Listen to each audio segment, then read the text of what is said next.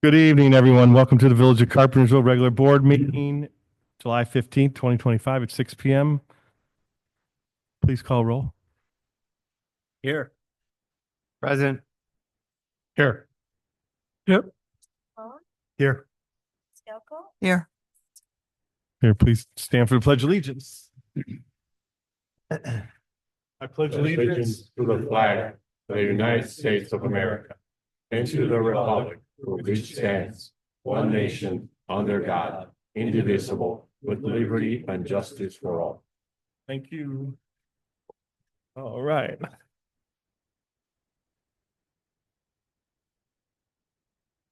First appointment of Michael Savaggio as a member of the Board of Fire and Police Commissioners for the term expiring July 17, 2028. Looking for a motion? I'll make a motion for Mr. Salvaggio on the pension board, please. I'll second. A motion by trustee Frost, second by trustee Garcia. Roll call, please. Yes. Yes. Yes. Paul? Yes. Stocco? Yes. Trustee Abbott? Yes. Stillman? Yes, motion carries. Thank you. Public comment.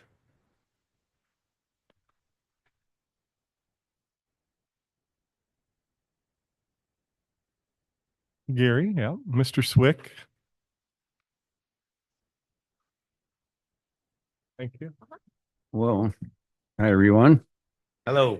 I'm here to thank you all for your support with the El Cardinal event that we had last month. Was hoping my colleague Bob would be here. Y'all got a paper thank you, I think tonight from Bob and Suzanne who ran the show. Yep. With that. But I wanted to give it a little broader stroke.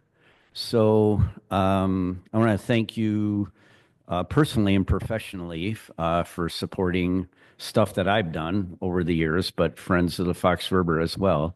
And also for the village's notable efforts to protect water quality, mainly through public works projects. But managing the Fox River is a pretty challenging thing. So there's a lot of groups that attend to that, but Friends of the Fox looks at the watershed as a watershed. It's 200 miles long. And so going through 2 states, 15 counties, 80 municipalities is quite a challenge for that. Way back in 2014, there was a project, the Chicago Metropolitan Area Planning Commission worked on this plan, and the idea was to work on a collaboration between the village of Algonquin, Carpentersville, and down to Dundee to work on using the river for economic development and primarily recreation for that. So a lot of time has passed, but pretty recently, the 180 miles of the Fox River was designated as a national waterway. And very recently, the Carpenter Dam came out, and that enabled an opportunity for the longest stretch in Kane County of free-flowing river. So Friends of the Fox wanted to celebrate that, and we got a little aggressive, and we ended up with El Cardinal. But that would not have happened without 3 villages coming together and the various departments, police and fire, working together through those 3 villages. And that's just the kind of model that is important to work as a watershed. So that's really my main thank you, is not just the support, but to reach out on upstream and downstream to make this kind of thing happen. So we greatly appreciate that. And Bob's here. You want to say anything, Bob? Thank you. Thank you. Thank you. Thank you. Hi there. Hi. Bob Sutton. I'm with Friends of the Fox River as well. And I'm probably going to repeat a little bit of what Gary said, but El Cardinal started out as a paddle for the board at Friends of the Fox River and some close friends. The dam came out a little bit later, and we all didn't have wet and dry suits to paddle, so we said, let's do it in the spring. And what evolved was a paddle for the communities around and to inspire people to come here, see our towns, and have some fun at the same time. So to be a catalyst for economic development as well as for people to have some fun. Greatly appreciate the efforts of the police, fire department, public works. Y'all were just super to work with, and we greatly appreciate it. And the board for supporting us as well. We'd like to do it next year. And I think we did a pretty good job this year for our first time out of the gate. But again, thank you so much. Great, thank you. Thank you.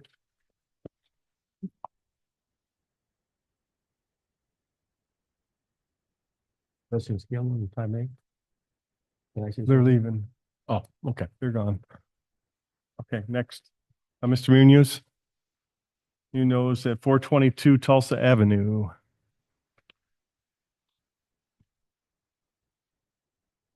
Good afternoon. Hello. Hello. First of all, I want to start off by saying thank you so much. I live right across Keith Andrews Park. I want to thank you for putting that speed bump on Tulsa. That has definitely helped out a little. Pretty much what I want to say is my house was hit by a drunk driver on Tulsa 4th of July weekend on a Saturday night.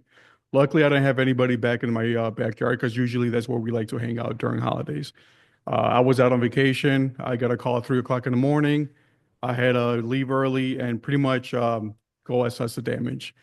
Pretty much the driver, from what I'm hearing, is that driver almost hit a little girl, went across a bunch of people's front yards, and went through my yard, destroyed my fence, and embedded himself in my garage. So as of right now, I have thousands of dollars in damage that I'm trying to claim with an insurance.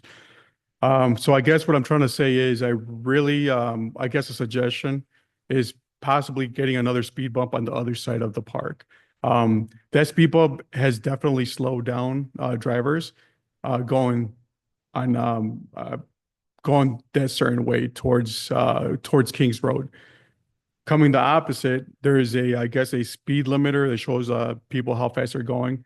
That's, I mean, people who are going to follow the law will follow the law and they will slow down. Other people, they kind of see it as a game and just kind of speed through it, and that really is not stopping anybody. I guess the people who are really speeding down there, those are the ones that are going to pretty much ignore it. So I guess my suggestion would be either some stop signs there, right by the park, or maybe another speed bump.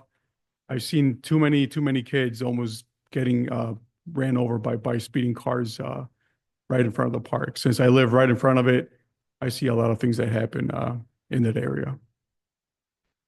Mhm. Okay. We are working on, go ahead, Manager Stewart. Oh, thank you, President Skillman. Mr. Munoz, thank you for coming. And certainly the village has responded particularly to that incident. On an individual level, just want to make sure that you know that we are directly contacting the state's attorney's office for the at-fault person's driving behavior that night, to know that if you're out any direct financial money whatsoever, that you'll have the ability to pursue restitution through the DUI charge that's prosecuted by the state's attorney's office. So we're in communication with the state's attorney's office to make sure we're doing what we can. We don't do the prosecution, but we want to make sure we're helping you in that regard. In terms of the broader scope, you're absolutely right. We did get the speed sign up last week. We got the speed bump up. It was Monday.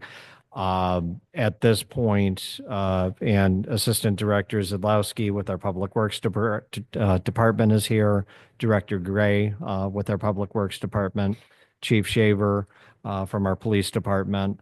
We're going to have ongoing discussions about what can be done on a more permanent basis along Tulsa Avenue, not just by Keith Andres Park in your house, but really the entire stretch, to see what's practical and what really will make the most sense.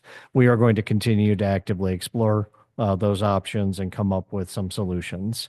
In the meantime, Chief Shavers also offered to have some increased patrol presence in that area. But no, we certainly recognize your concern and are taking it very seriously. I appreciate that. Thank you. Yeah, and we talked about stop signs already at the three-way stop at Tulsa and Denver there, which used to have when I was a child driving, when I learned how to drive. So I remember stopping there all the time, or almost stopping, right? But in Berkeley was a four-way stop, as we talked about before, and a couple other stop signs along Tulsa back before the reconstruction of the road. The road's very wide, as we know, as we talked about. So there's a lot of engineering to be done with it. I know we put up the speed sign so you can get data, right? Data on it. And so that kind of 2 weeks. Yeah. Yeah, we'd have to show IDOT information that we did study it, right? And then we can put up stop signs or whatever, and if it warrants it, right? We have to show it, Okay. So we're working on it. So just so you know. So Okay. Appreciate it. President Thank you so Skillman? much. President Skillman? yeah. Mr. Munoz, is that your name? Yes, correct. Okay. First of all, thanks for coming. We appreciate, I appreciate it personally that you came in here in front of us and told us your concerns. The mayor and I went out there and looked at it. I didn't see any brake skid marks or nothing. I don't think the guy ever slowed down. You did. Ever. I walked all the way down the street and I saw tire tracks. It's amazing that nobody got hurt. Killed. And thank goodness for that, knock on wood. But like he said, they're working on it, and I just appreciate your comment. Thank you. Thank you. I appreciate everybody's time. Thank you so Yeah, much. thank you. Thank you. Thank you. You take care.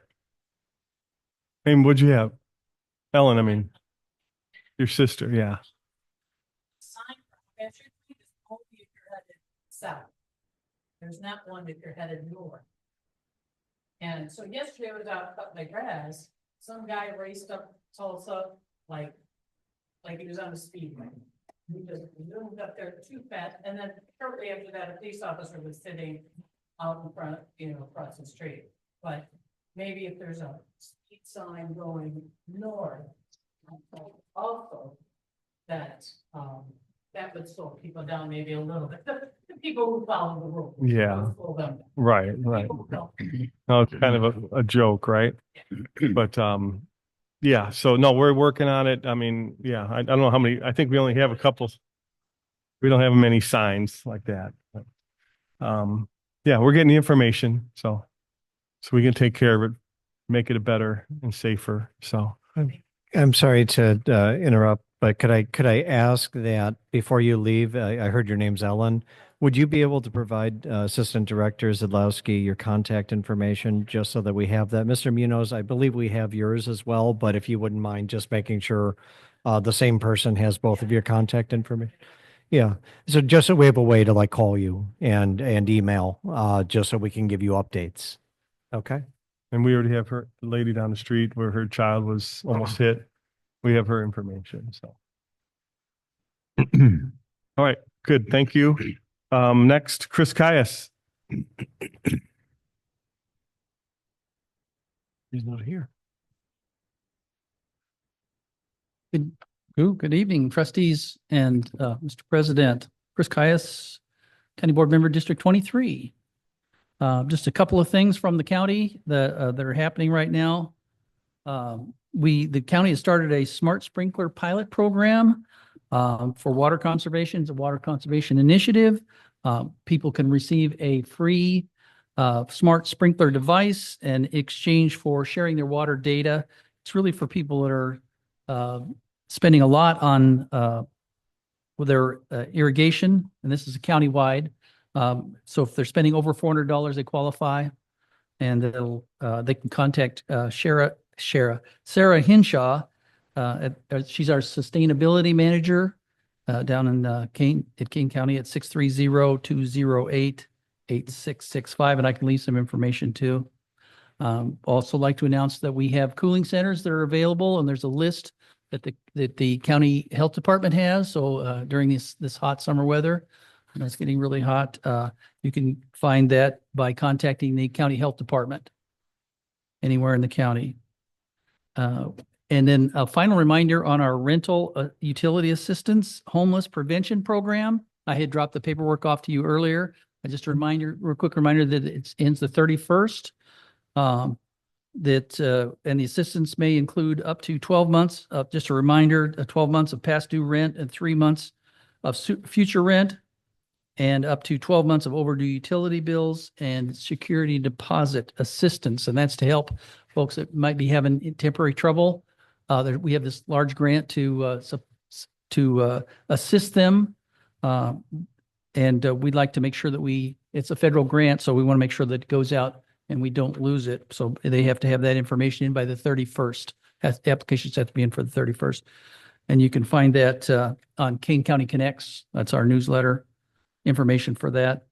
In the news from the Forest Preserve, the Bruner Forest Preserve Phase 2 trail improvement was passed last Tuesday morning. That was a project that's going to improve that. I don't know if you've been around. If you've ridden the trail around Bruner, it gets kind of sandy and hard to ride. We'll be paving sections of that so that it'll improve that. It was not designed exactly correctly 15 years ago or whenever they first put it in, and so that'll improve that a lot.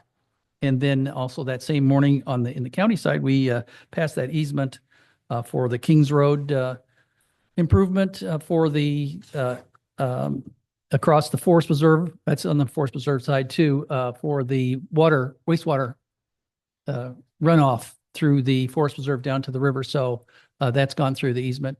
So when you do that, we're set. We're working with the village. Great. So, Thank you.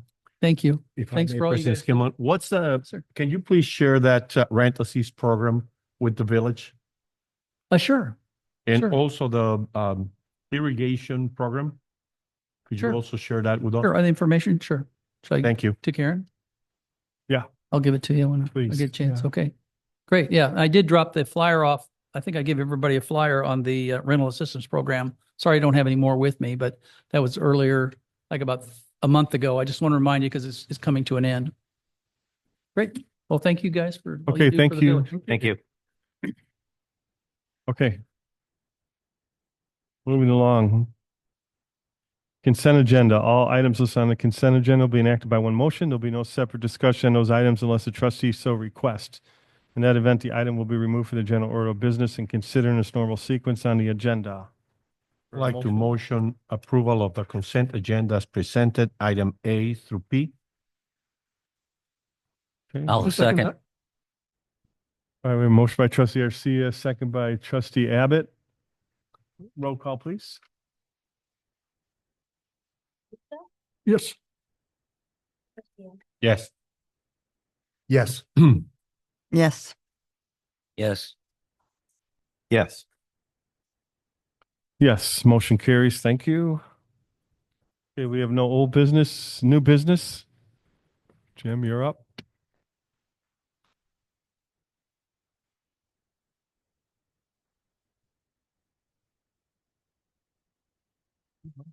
Sitting here.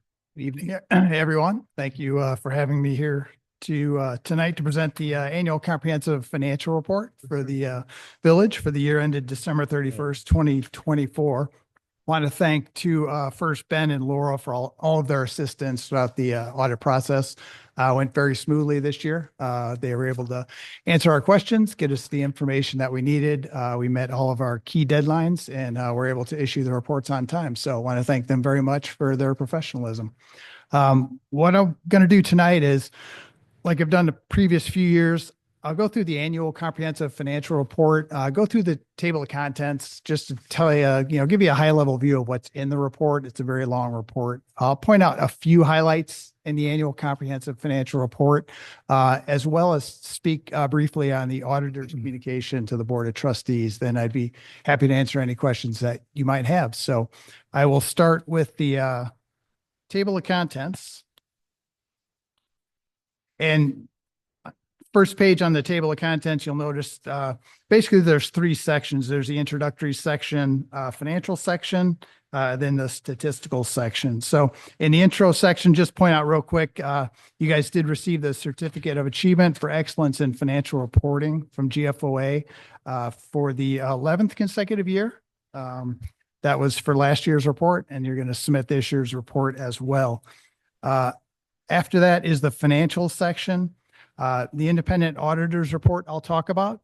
The next report, the independent auditor's report on internal control over financial reporting and on compliance and other matters based on an audit of financial statements performed in accordance with government auditing standards.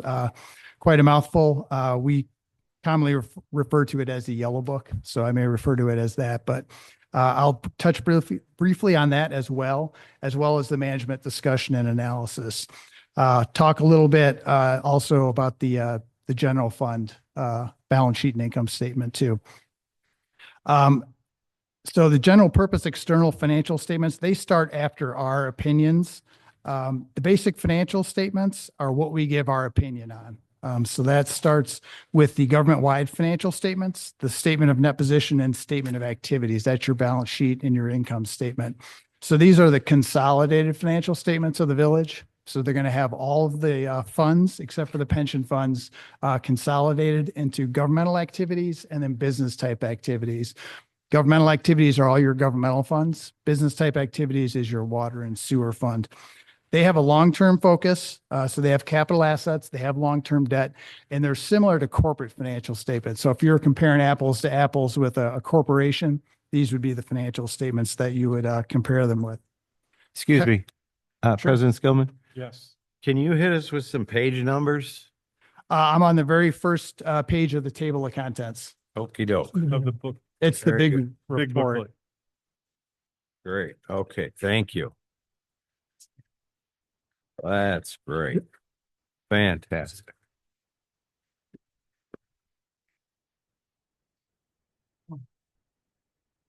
So that'll be, like I said, first page of the table of contents. I'm going to go through the table of contents, then I'll give you page numbers after that. So I'm on the first page of the table of contents. So after those government-wide financial statements are the fund financial statements, and the governmental funds follow right after that. Now they have a short-term focus, so they're different. They don't have capital assets. They don't have long-term debt. It's just focused on current spendable resources, similar to how you budget. So it's presented by major fund, and then all of the non-major funds are combined into one column. And there's a reconciliation on pages 13 and 15 that show you how you get from that short-term focus to the long-term focus. Now, second page of the table of contents, the proprietary funds, which is your water and sewer fund and your internal service fund, follow after that.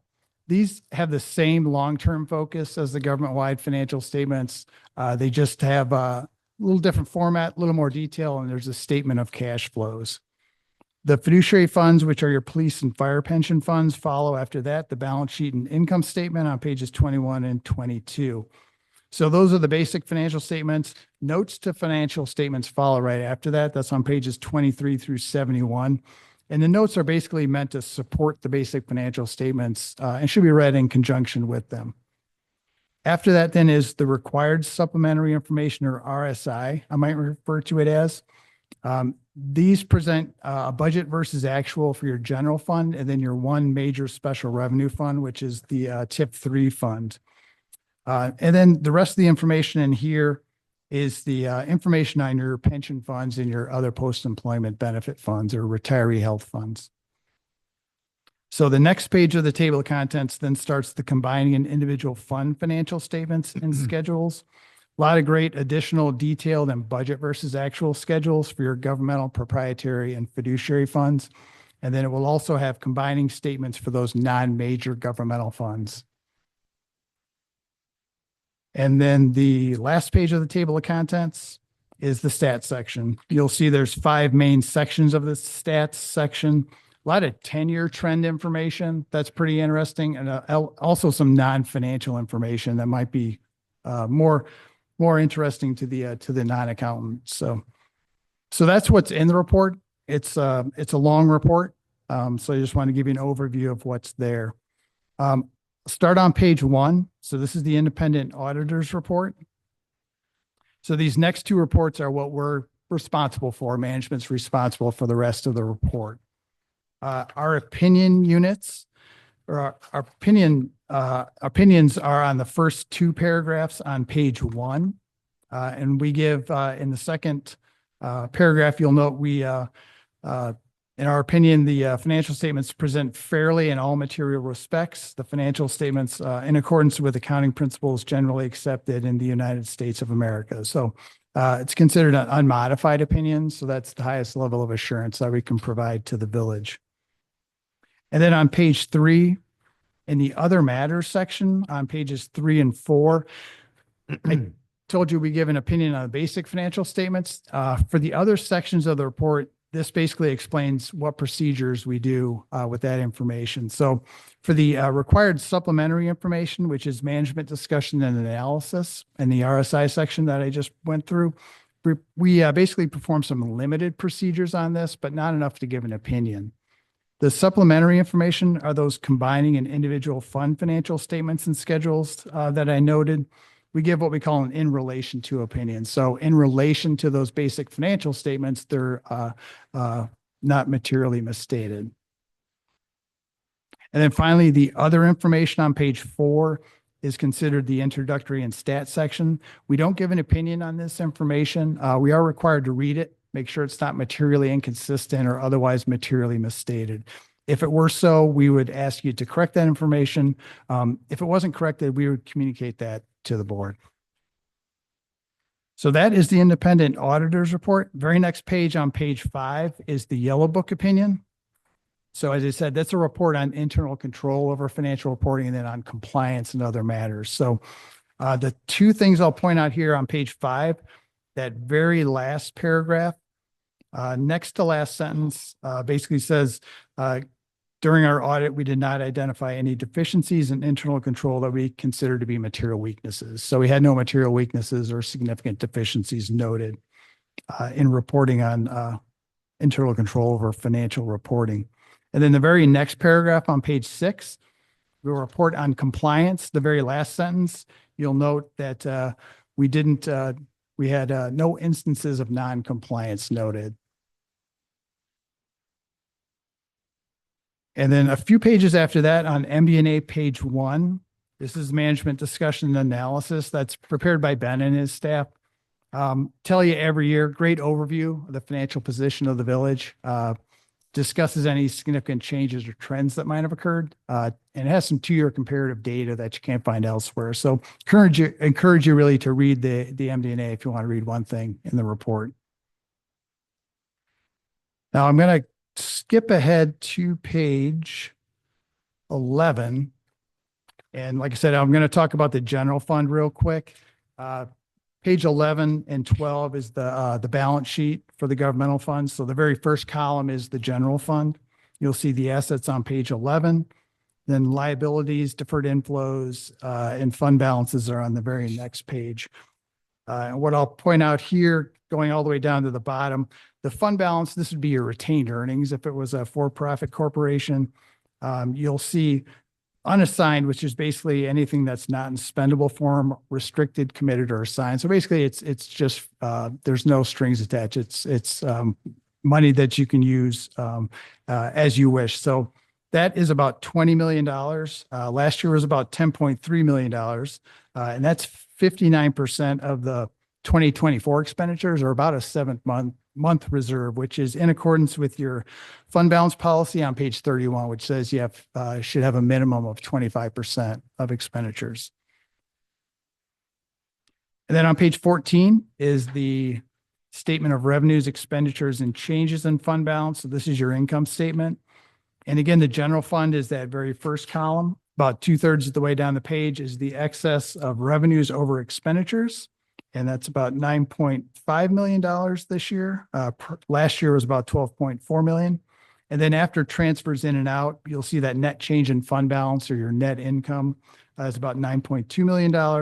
Last year was a net decrease of about $1.2 million because there were some significant transfers out to the mainly capital improvements fund. And the last thing I'm going to talk about in the report, we skip ahead to the RSI. I'll just talk real briefly about the 3 pension funds, IMRF, police, and fire pension, and their funded status. And that starts on page 79. Yep. And what 79 basically shows is the total pension liability that the actuary determines up at the top, Planned fiduciary net position is what you have in trust to pay for those liabilities. And then the difference between the two is a net pension asset or liability. So you can see for IMRF, that very last line on 79 shows you the net pension liability. It was an asset back in 2021, but you'll see the liability decreased from about 4 million to about 1.9 million from 22 to 23. This is on 1 year behind for IMRF, which is allowable under accounting principles in order to get your report out on time and not have to wait for IMRF's reports to come out. So it is a year behind. And then the funded ratio is the very first line on page 80. You'll see it's pretty much fluctuated between about 85 to 110%. So it's very well funded. At the end of 2023, it was about 95% funded. And then same information for police pension is on page 81 and 82. You'll see on 81, the net pension liability has decreased a little bit, about $3 million from 2015 to 2024. But you'll notice the funded ratio on page 82 has increased from about 51% to about almost 69%. So you're funding both fire and police pension based on being 100% funded by 2040. So that's more than the state minimum. So you can see how that has helped over the past 10 years.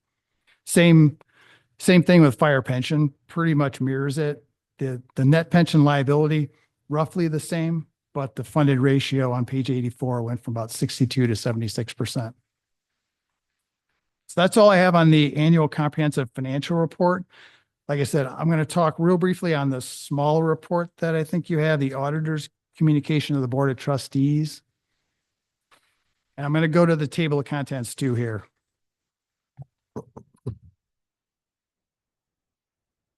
So there's a cover letter on page 1. There's some required communication that we have to have with the board each year. That's by audit, required by auditing standards. That's on pages 2 through 4. We did communicate that we implemented GASB statement 101, which related to compensated absences. So had not a real huge material effect on the village's financial statements, but we communicated we implemented that. After that then are the adjusting journal entries. These are entries we found as part of the audit process. That's on page 5. Like I said, only had 4 entries this year. I think as a reference, I think we had 5 last year. So, and they all related to pension and OPEB adjustments, which the village asked us for assistance in recording. So very good job having very few entries. And then after that are past adjustments. These are entries that are deemed to be immaterial, so they aren't recorded, but above a certain floor, a certain dollar amount, we have to communicate that to the board. So we had 2 of those related to GASB 96, which relates to software licenses that weren't recorded. And then the adjustment to the prior period for implementing GASB 101 wasn't recorded as a restatement because it was immaterial. So we just ran it through the current year. So that's basically a journal entries showing that what the effect would be if we had recorded it as a restatement.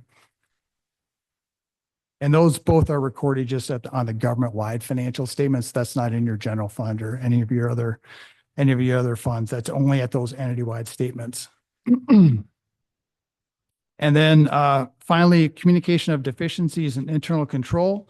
Really nothing to report here. So we had no comments this year. We had no open prior year comments. The comments from 2 years ago were implemented last year.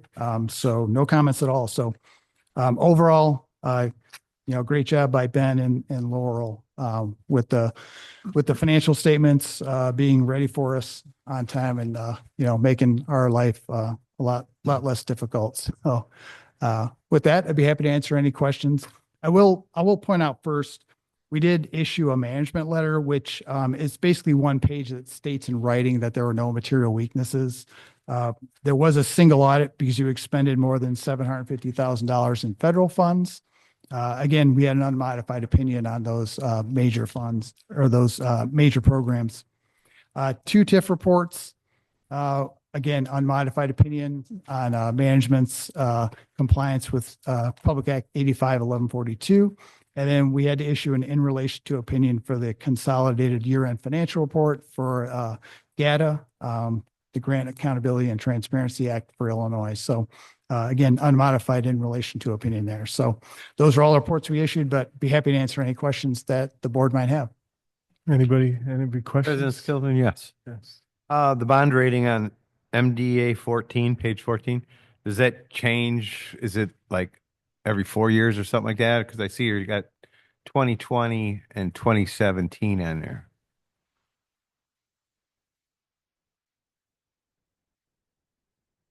I'm just wondering if our bond rating is the same or if it's changed. Still trying to get there.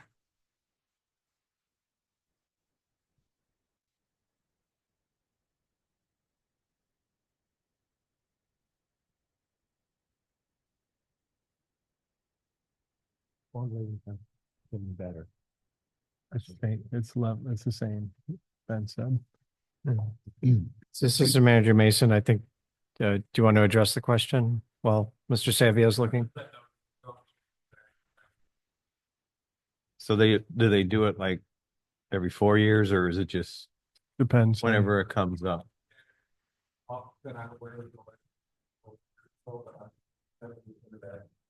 Yeah, usually you have a bond rating when you issue a new bond.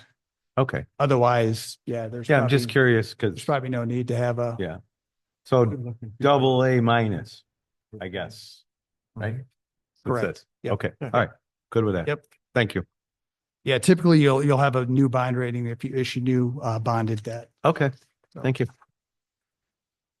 Any other questions? I just want to say thank you for getting all these documents ahead of time this year. Last year it was very last minute and the one before, but thanks for getting it to us earlier than the past years.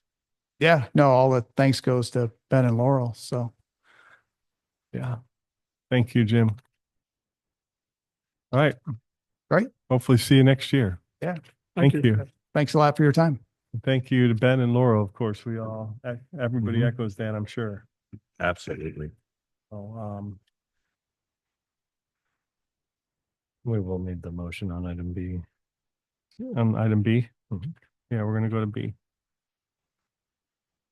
Okay, new business, item B, motion to accept and place on file the annual comprehensive financial report, auditor's communication to the Board of Trustees, management letter, single audit report, and reports of the supplementary information, and report on the management's assertion of compliance with Public Act 85-1142, all the fiscal year ended December 31st, 2024. A motion to approve item B on the new business agenda. I'll second. A motion by trustee Garcia, a second by trustee Maniscalco. Roll call, please. Yes. Yes. Yes. Yes. Yes. Yes. Yes. And thank you again, Mr. Savio. Good job. Okay, moving on to letter C, approval of resolution awarding contract for the Fire Station 93 kitchen remodel project to LZ Design and Build Group of Roselle, Illinois, in the amount of $169,900, and also accepting alternative number one unit prices as outlined within the bid schedule. I'd like to make a motion to approve item C under new business. I have questions. Yes. So we can do this one of two ways. We can either entertain discussion before the motion, or the motion can be made and seconded and then Yeah, discussion. we have a motion already and who is second? So we need a second first. I can second. A motion by trustee Abbott and second by trustee Garcia. And then now we can, yes, trustee Malone. Yes, my question is, correct me if I'm wrong, LZ Design Build Group, they were the low bidder the first time this went out, which was 6 weeks or 2 months ago. Correct. And they did not meet our RBO requirement then. So we went out for rebid, correct? Now all of a sudden they meet our RBO, correct? I want to clarify just terminology here, if I may, trustee Malone and Assistant Director Zadlowski. The RBO, as stated, would give preference to somebody who submits with the bid package proof of the certification of enrollment in the apprenticeship program recognized by the United States Department of Labor. In the case of the first bid, even though LZ Design Build did not submit the certification required for the apprenticeship program, they were the only bidder who would have met the financial threshold being under the budgetary amount for the bid. However, they did not submit the apprenticeship certification. They were not disqualified for that reason. They were actually disqualified because there were two separate certifications were basically addendums to the bid package that all bidders were required to submit. That was actually why they were disqualified from the first bid, not because of their failure to submit the proof of the apprenticeship program. Can I ask why? Why were they allowed to not be disqualified if they didn't meet our ordinance? Oh, they did meet the technical requirement of the ordinance. How it reads is that if there's multiple bidders and if one of them does not have the apprenticeship program submitted, anybody within the budgetary parameter, the preference is going to go to the one who doesn't or who does have the certified apprenticeship program. In this case, because there was only one within the budgetary parameter, they would have been the lowest responsible bidder, but for the fact that they didn't submit the acknowledgement certifications of the addendum. So Manager So that's Stewart. not, and then they're not a responsible bidder because they did not meet the ordinance. We open all of our public bids, look for the base bid price, and then we look for a bid bond. Everything else is reviewed and checked after the bid closes. That's why they're tentative low bidder, because that's the two things we look for. At the bid open, otherwise we don't beat it, it's rejected. And so even if the few other things that's missing, it's still red and looking very. President Skillman. Who verifies that? Oh, I'm sorry. They verified the certified payroll as well. That's a problem. President Skillman. Yes. Does LZ Design currently enroll in a certified apprenticeship program? Yes or no? Yes, Trustee Frost they did submit that proof. They did. And it's through the it's accredited by the, let's see. Where's it at? Is it the state of Illinois? Yes. Certified apprenticeship. Yeah, I see that. But is it through the state of Illinois? United States Department of Labor. Okay, all right. Do we have that? We do. Can I see that? Yes, Trustee Frost. I don't have the page numbers on the print copy, but this is the cover letter and the certificate that was submitted. It is in the board packets. May I offer another thing, Jeff or Yes. Trustee Frost? I called the president of the ABCIL to ask her questions about when did they sign up? Do they have any apprentices, or did they just buy the certificate, which is for sale? And she was in her car and was going to get back to me. That was on Thursday.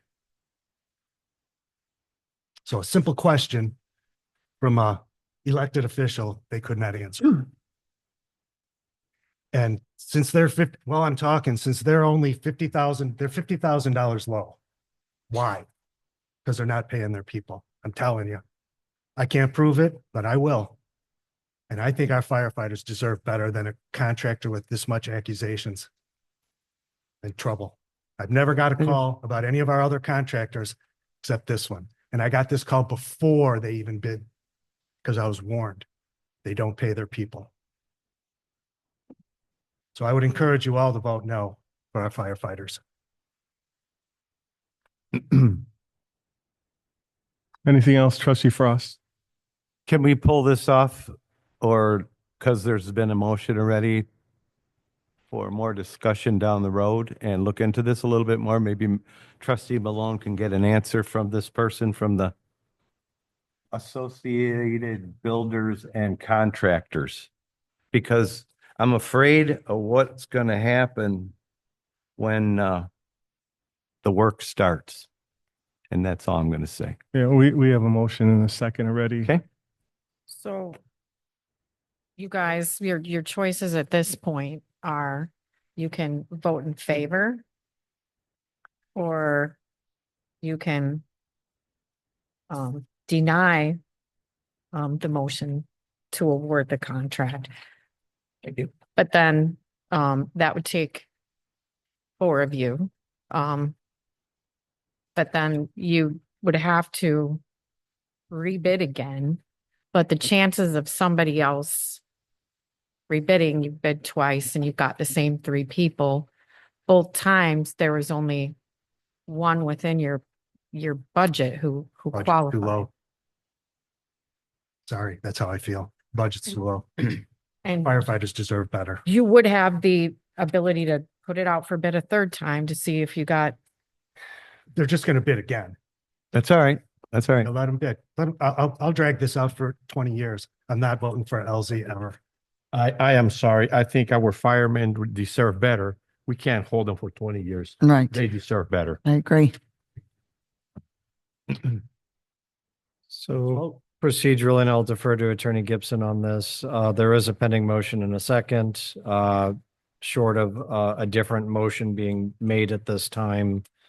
Yeah, that's where we are procedurally. I'll make a motion to table it. that's a, We already have a motion on the table. He just said Excuse me? upon, We have a motion and a second on the table okay, to approve proceed. it or deny it, so. I think we have to deal with the motion that's on the Pending. table. Yeah. Is that what you? I concur with Attorney Gibson, the motion to table, and I would maybe clarify if table is the verb Trustee Frost is looking for as opposed to postpone to the next meeting. Table postpone, I think it's Yeah. semantics, but Yep. I think we have to deal with the motion. That's So motion's It's at the been made by table. Trustee Frost to We postpone. have a motion by trustee Abbott and a second by trustee Garcia. Correct. This Already. is a motion that It kind of supersedes. Yeah. So, so to say, there's another motion made. Now I have a question, President. What are we trying to achieve with the second motion? Are we looking for any proof of misconduct or stuff like that? Are we able to substantiate on the second motion? President Skillman, I think that Mr. Trustee Malone did his due diligence and made the phone call to the ABC and they weren't courtesy enough to call him back. There's a reason that they didn't call him back because they bought that piece of paper right there.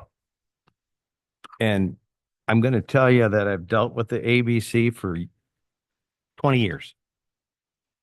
I know who they are. See, we can all go, he says, she says. I know. It's the We truth. need something in writing from them. Exactly. Do Exactly. you have a second? Yep. Do you have a second? I didn't hear a second. we don't have a second yet. Okay. So right now, we don't have a second, We don't have a second on my motion? right? Okay. So, I'll second. okay.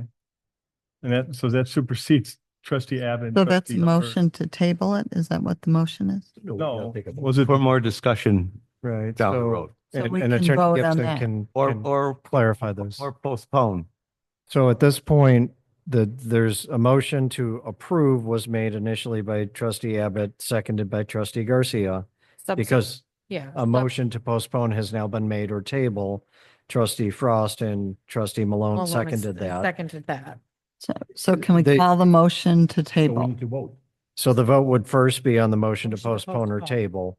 So you would be voting yes if you wanted to postpone the matter. You would be voting no if you did not want to postpone the matter. Depending on whether that motion passes or fails, we would then go to the motion to approve. Okay. So yeah, so we need to vote on that. So trustee Abbott, I'm sorry, trustee Frost, trustee Malone, seconded motion to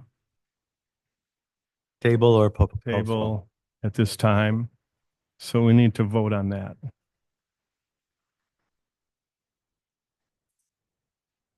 Mhm. No. Trustee Abbott, No. trustee Frost, Yes. trustee Garcia, No. No. Malone, Yes. trustee Skillman. I have to vote. Well, You do. Object? there's no need to let your vote count. Abstain. You could abstain. You could. Abstain. The motion carries. The motion failed. Motion Motion failed. failed. Motion failed. Correct. The Motion to table failed. I'm sorry. Now we have to So we vote move on, To the if we next approve. motion Right. to approve, awarding the contract to LZ. Okay, roll call, please. yes. Trustee I Abbott, was confused. Yes. trustee Mhm. Frost, No. trustee Garcia, Yes. Yes. So here you vote. No. President Skillman. Pass. You abstain, it would still pass. It would still pass. Can we get have a reading of the votes? Okay, so which one? The Second. second. Okay, so trustee Maniscalco was yes, trustee Abbott was yes, trustee Frost was no, trustee Garcia was yes, trustee Gupta was yes, trustee Malone was no. Abstain? Abstain. So motion passes. Motion carries. So letter C is approved at this time. Moving on to letter D, approval of resolution awarding a contract for the Robin Road retaining wall project to Alliance Contractors Incorporated of Woodstock, Illinois, in the amount of $500,000. Yes, sir. Good evening. I don't know if you've driven Robin Road lately, but we have three sections of walls. One is a flagstone and one is a block, and they're failing. Kind of a safety issue in a couple areas. So Public Works was out and resets the bricks.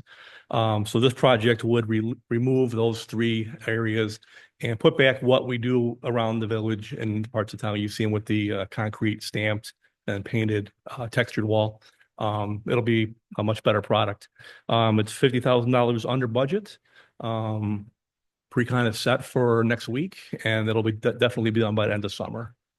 So, Where are these areas, Ed? I'm sorry. Where are these areas on Robin? So if you Robin Road, if you take right off of Route 25, the first block down, there's one on the corner on the northeast side. That's the flagstone wall. That's the one that kind of goes into a driveway? It's the driveway is right at the intersection, and it's higher up. And then if you go down about two more blocks by Wren and Rush, I believe, there's two houses there that wrap around from the north and go around to the south, and those connect those two houses there, and there's two segments there. Okay. Yeah, the walls are falling up down. Yeah, If you drive by and see that, but okay, thank you. Motion, looking for a motion. A motion to approve item D as presented. I'll second. Motion by trustee Garcia, second by trustee Gupta. Roll call, please. Yes. Trustee Abbott, Yes. Frost, Present. Yes. Yes. Present. We need your. Did you call me? I didn't hear you. You need to have your microphone on or something. Yes. Motion carries. Thank you. All right, Manager Stewart, moving on. All right. Thank you, President Skillman, Board of Trustees. Just a few updates for the evening. Happy to relay that Chief Shaver reports that there has only been one complaint about motorized recreational vehicles since the beginning of July. And our last fireworks complaint was July 8th. Was there one in the past 24 hours? What's that? Yeah, last night. One for each last night. Okay, very good. Chief Shaver and I met. Did you say fireworks? Right. Jeez. So, oh, no. I think it was actually just Happy Monday. want to commend the police department for, I think, what has been very successful enforcement activities in those two Yeah, regards in We got a lot particular. of feedback Um, last night too. Good feedback. Yeah. Chief Shaver and I met with the Dundee Township Mental Health Board Coordinator Jared Sanchez about advancing the township funding for a second Carpentersville social worker who would work for us, but be available for the Dundees and Sleepy Hollow for qualified calls based on mental health needs. We will be submitting information for the Mental Health Board to allocate funding, hopefully by their August board meeting. But IGAs will need to be worked out with the participating agencies as well as the mental health board. And we would also have to go through a hiring process, assuming that our village board wants to move ahead with this initiative. So realistically, we're looking at the beginning of 2026 before there'd be the second social worker in place. An ordinance is planned to be presented at the August 5th board meeting to place a minimum age requirement of 21 on sales and purchases of variants of Delta 9 THC, such as Delta 8 and Delta 10 THC variants, which are sold in beverages and over-the-counter products, which are not currently regulated by state law because they are defined as hemp products and not cannabis products. Thank you to Trustee Malone for advancing this issue. Financial update, the finance team, thanks to both Ben and Laurel. They'll be providing year-to-date numbers through June in the very near future, so we may have an update by the end of the week with the weekly managers report. Development projects, we did receive the updated design plan for the Iron Flats project from the new developer. We're waiting for the proposed changes to the original RDA, which would be the next formal step that we need to take to advance that. There is still hope that construction is feasible this year. It wouldn't be completed, but it may be initiated this year. Randall Road Corridor, thank you to the board for approving the annexation petitions for the almost 100 acres of land east and west of Randall Road. We will continue to work with a developer for the area to the north of the Dominic's building with potentially 300 luxury townhouse units going in. Riverfront Park, everything remains on track. The concept landscape and accessory feature plan was shared with the board last week. If anyone has any specific feedback, please share that with staff at your earliest opportunity. RFPs for this project are going to begin being issued later this month for the initial parking lot construction. And the park construction is also planned to take place in the fall with the vertical structures to be completed by the spring. At each of your stations, we also distributed a concept plan that we received this week for the Route 25 beautification project. The project would provide a uniformly landscaped median and rights-of-way, including trees, native plants, and painted concrete, beginning just north of North Lake Parkway to just north of Lake Marion Road, about 3/4 of a mile along that Route 25 corridor. Just a couple event reminders. The next village-sponsored event is the Movie in the Park this Friday, July 18th at dusk, featuring the movie Encanto. Please remember to not talk during the movie, and please don't talk about Bruno. Sunday, July 20th is the Antique Car Club of America car show at Carpenter Park from 9 a.m. until 2 p.m. Trustee Garcia is involved in that particular group. Wish them luck this weekend. The police department's National Night Out will be Tuesday, August 5th from 5 to 8, which is also the same night as our next village board meeting. So hopefully we'll have an opportunity to stop by before and or after our board meeting.